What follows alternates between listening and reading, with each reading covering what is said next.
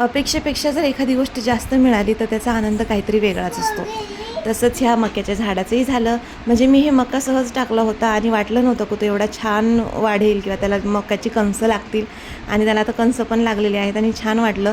त्याच्यानंतर ही मुलं बघा, ह्यांना दिवसभर क्रिकेट खेळायचं असतं. आज सुट्टी आहे म्हणून या शेतामध्ये आता हमखास कोणी ना कोणी असणार आहे. त्याच्यानंतर मग घरात आले, भाताचा कुकर लावला आणि आज मला बनवायचं होतं भरली वांगी, भात आणि भाकरी.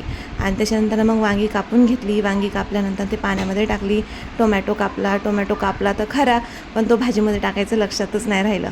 त्याच्यानंतर मग मसाला बनवला. त्याच्यामध्ये शेंगदाण्याचा कूट घेतला, लाल मिरची, मीठ, हळद घालून छान मसाला बनवून घेतला.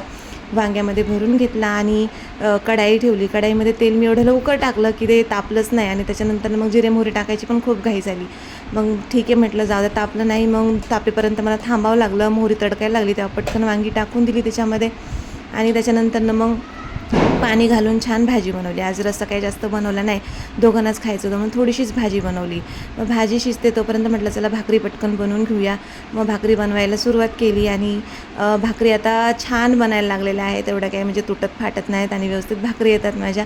आणि आजचा बेत होता भरलं वांगं, भात आणि भाकरी आणि छान गेला आजचा दिवस. भेटूया उद्याच्या ब्लॉगमध्ये. बाय.